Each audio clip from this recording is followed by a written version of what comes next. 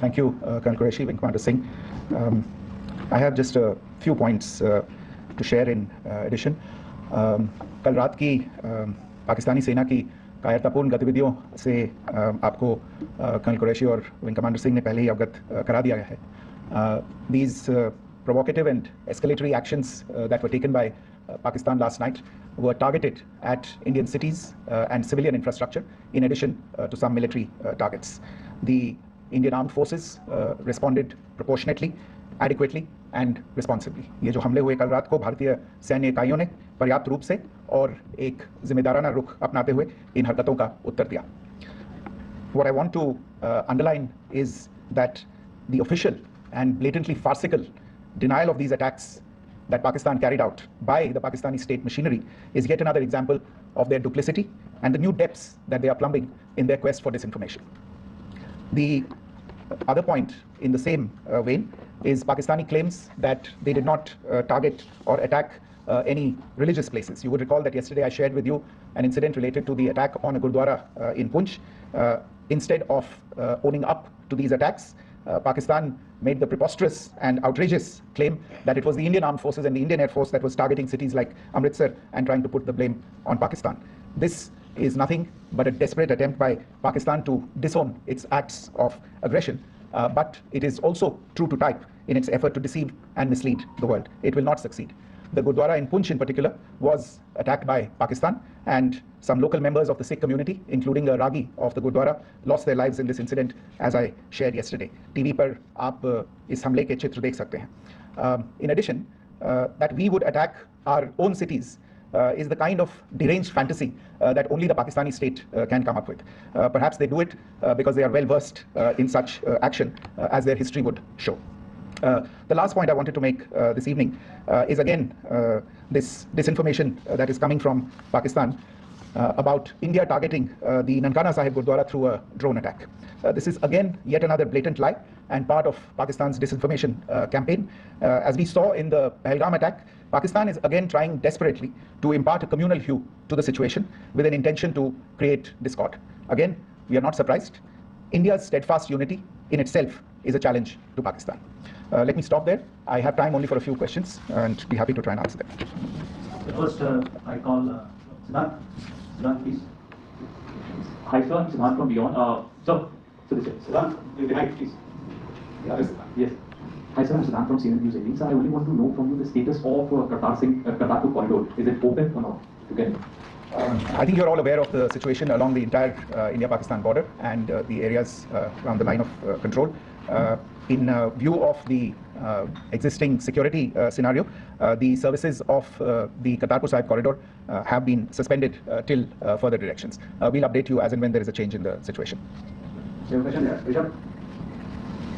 So, good evening, Ishwar from Times. Also, you spoke about religious places being hit in Jammu. There's another religious place, which is Caroline Nun Church, that has been hit. What do you have to say about it? Yeah, actually, we do have some information about this extremely regrettable and condemnable incident. During heavy shelling across the line of control in the early morning of 7th May, a shell fired from Pakistan landed just behind the Christ School run by the Carmelites of Mary Immaculate congregation in Punch. Tragically, the shell fired from Pakistan hit the home of 2 students of the Christ School. Both students unfortunately lost their lives and their parents were severely injured. Another Pakistani shell struck a Christian convent of nuns belonging to the congregation of the Mother of Carmel, damaging water tanks and destroying solar panel infrastructure. Several priests, nuns, school staff and local residents took refuge in an underground hall beneath the Christ School during the shelling by Pakistan. The school happened to be closed at the time, fortunately, otherwise more losses would have occurred. Again, we have seen the Pakistani side targeting and shelling places of worship with a particular design. This includes gurdwaras, these convents and temples. This is a new low even for Pakistan.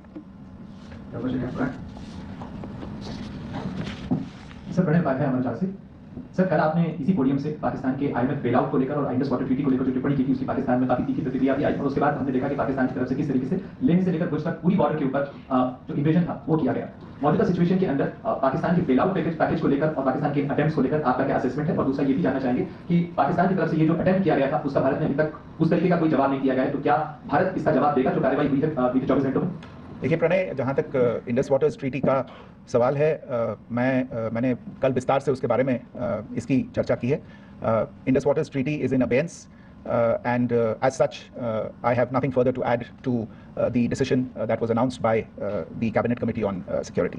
जहाँ तक IMF bailout का सवाल है, आपको ज्ञान होगा कि IMF की आज मीटिंग हो रही है. हम वहाँ पे अपना पक्ष रखेंगे और जो हमारा मत है इन चीज़ों को लेके वहाँ पे साझा करेंगे दूसरे मेंबर्स के साथ. ये बोर्ड पे निर्भर है कि वहाँ पे क्या निर्णय होता है.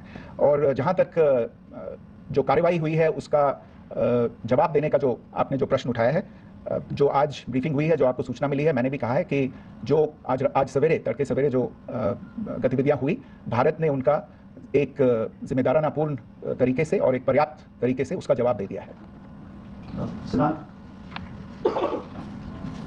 Hi sir, Siddhant from Beyond.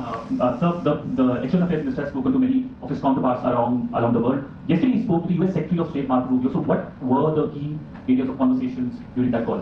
Yes, the minister had a conversation with the US Secretary of State. As you can imagine, the focus of discussions was the terrorist attack in Pahalgam and the response that India mounted after that on the 7th of May. The Secretary of State shared his thoughts on these developments with the minister. The minister deeply appreciated the US's commitment to work with India in the fight against terrorism, and he also underlined the targeted measures that India had taken in connection with Op Sindoor. The minister also underlined that India would firmly counter any attempts at escalation from there.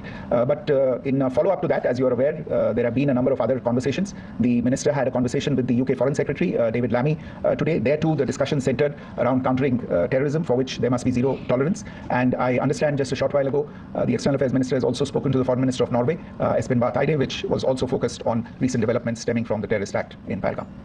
One last question, Sudhi. Sir, once again, thank you for the invitation from Bloomberg.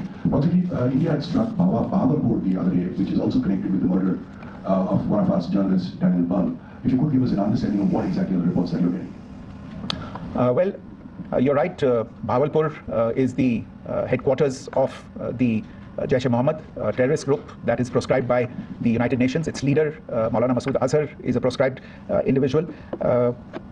It is, you brought up the connection with the tragic death or killing of Daniel Pearl of the Wall Street Journal. The Jaish-e-Mohammed was in some way directly or indirectly responsible for the death of Daniel Pearl.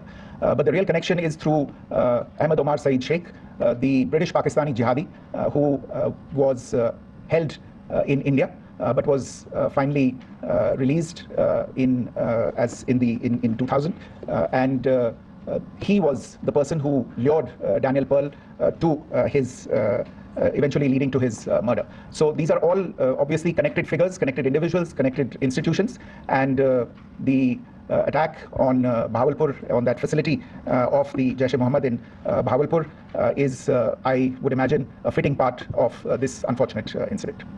Thank you all. Thank you, sir. With that, we come to the closure of this specific. Thank you very much.